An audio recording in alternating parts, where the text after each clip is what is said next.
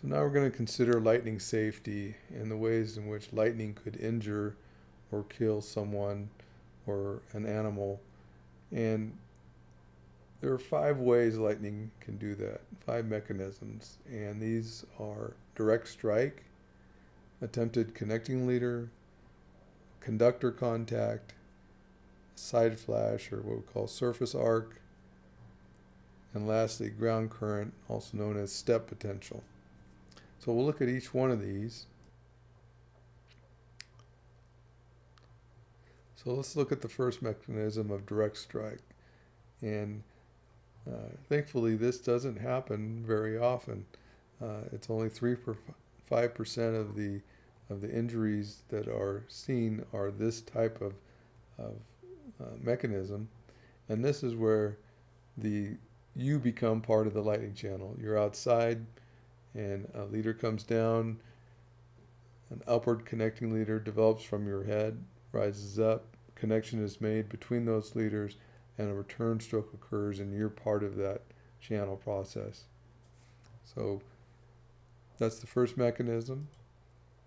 The second mechanism, you happen to be outside. Again, a leader comes down. It approaches. You develop an upward leader, but it doesn't connect to the downward leader. It's an attempted connected leader. And so another leader forms nearby from some object, and that leader connects, not the one that develops from you, and a return stroke occurs nearby, but you are not part of that channel. And this can be hundreds of amps, this leader, as it grows, and still enough current to cause damage, injury to you. This has a more frequency of occurrence than the direct strike, actually, and in the 10 to 15% range. Now, conductor contact, again, now we're getting into increasingly chance of this type of mechanism occurring, is when you happen to be touching something that's a conductor and lightning hits that conductor and the current is carried through that conductor to you since you are touching it. This is an example of a nearby flash got by someone in Australia, and you can see that there was current flowing through this fence due to the arcing where the barbed wire attached to the metal fence, due to the arcing between those two components, or those components of the fence itself, and as the current then went to ground as well. And if you happen to be touching that metal object, then that current could be transferred into you. And that's the same as if you were touching a pipe in a house, a faucet, anything that's conductive, and it could be inside a house, even though it strikes the piping outside the house. Phone line, in the days of wired phones, we were always told don't use the phone if there's a thunderstorm, and that's why. If you're holding on to a telephone that has a wire connection and the wire is running outside, if that wire gets struck, that current can be conducted to you through that wire and through your body to ground. Now, the side flash or surface arc is when you become part of the channel, but the channel is actually jumping from another object, or it's going along the surface of the ground, and you happen to be standing in the way and experience that. So in this case, this ranger is showing a burn scar from a lightning flash in which a person was actually killed in that spot. They were standing next to the tree. The lightning flash occurred, and at that point it arced to that person, and that current killed that person. Also, if you happen to be standing on the ground, or if that person was further away from the ground, there could be what we call a surface arc, where the channel comes to ground and then arcs along the surface of the ground. And if you're standing and it touches one leg, that current's going to flow up through the body and out the other, and so you're in contact with an actual surface arc. and you can see the relative percentage of that type of injury, of the reported lightning injuries.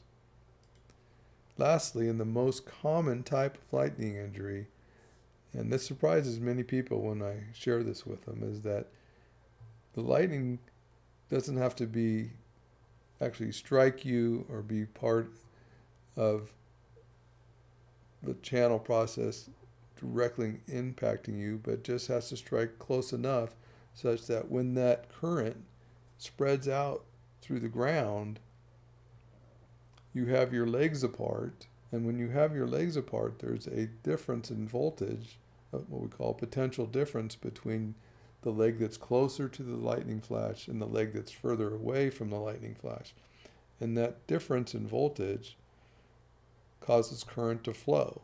And so it actually goes through your legs up into your body and out the other leg.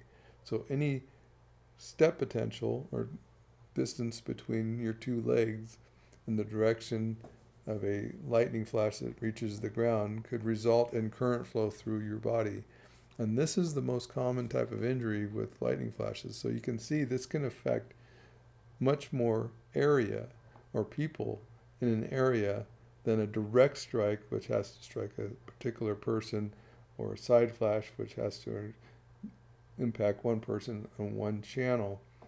And so it can affect a lot of people. That's why when you see a scenario where a team is on the field playing sports such as soccer, and there's a nearby flash, and a number of players may fall to the ground, they've all experienced ground current through their body that caused some paralysis or literally knocked them to the ground as a result of that ground current. And that again is the most common type of injury.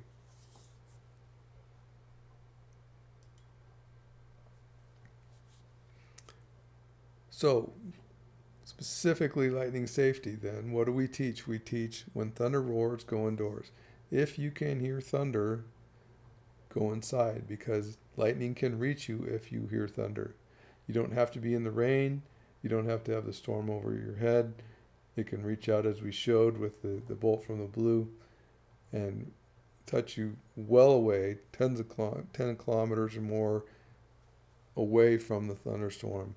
It can reach out. Places that are unsafe. Anywhere outdoors is unsafe.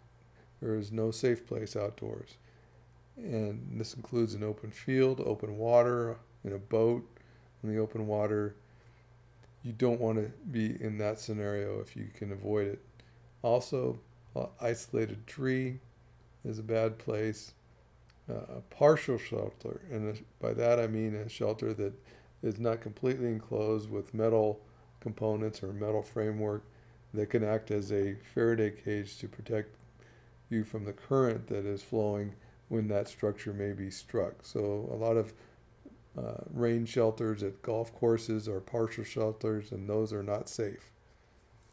The only safe places when there is lightning is inside an enclosed building or a hardtop vehicle.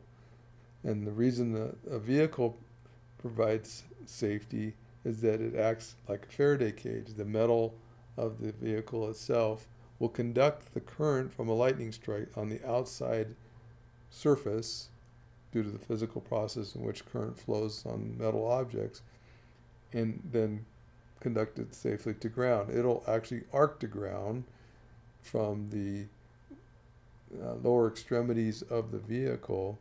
The rubber tires provide no protection. That's a myth that rubber tires provide insulation and will prevent lightning from striking. That is not true, nor do rubber boots. This lightning has just passed through kilometers of distance. It's not going to have any problem jumping from the rim of a vehicle to the ground to create that connection. So that's a long dispelled myth. But inside a vehicle, which is not a perfect Faraday cage, but it does provide you a much increased level of protection than if you were outdoors. So inside a vehicle, and with the windows closed to protect yourself from those acoustic effects, blast effects of nearby lightning. And even so, there is some risk inside cars. I've seen examples where electrical components caught fire due to lightning strike.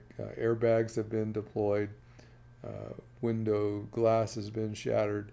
So it's not the perfect Faraday cage, but it provides much increased level of protection than being outdoors. Ideally, inside an enclosed building with metal plumbing that acts as a down conductor for the current is the safest place to be. You don't want to be near the windows or the touching those metal components such as the plumbing and such that, and to avoid the potential of contact with the conducting surfaces.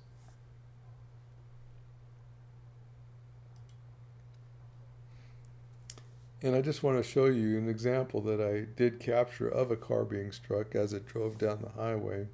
This was a vehicle that was traveling on I-90 in western South Dakota. It was probably doing over 60 miles an hour, 65 miles an hour or so, the speed limit at that time. And this negative CG flash, we did an analysis connected with the top of the vehicle. You can see that there's no arcing as it travels safely on the surface of the metal. And then the front left rim axle area, we see an arcing as the current is going to the surface of the roadway. It travels along the surface of the roadway to the median here, and that's where we see the stop and the surface arcing. And because this is a long exposure, you can see a bit of the extension of the arc as the vehicle's driving, but it happened in very quick succession. I didn't even know I captured it until I looked at the video. I knew that there was a nearby flash that I captured, but I didn't realize there was a car that was involved in it. And I checked with the highway patrol the next day and see if anyone had reported anything, an accident or anything. And then they said no, nothing had been reported. Nobody had a disabled car of any sort. So this vehicle may have continued driving, and the digital still image that I captured, the taillights you see still keep going, and no application of the brakes or anything like that. So that wraps up the section on lightning safety. The important takeaway is that there is no safe place outdoors when lightning is occurring. So this whole lightning series was hopefully helpful in trying to better understand lightning, how it behaves, and hope you're able to see from the descriptions and the high-speed video all that we've learned over the last 20 years, as well as what areas we need to better understand going forward, which I think the technology as it increases, high-speed camera imagery, the electromagnetic sensing capability, as these technologies increase, we're going to learn even more and more about lightning. And so I strongly encourage you to reach out if you have questions. You can go to my website, ztresearch.blog, and you can email me from that site if you have specific things that you wish to comment on or ask questions about, and I will respond at the best I can to your questions. Thank you for your attention. I appreciate it.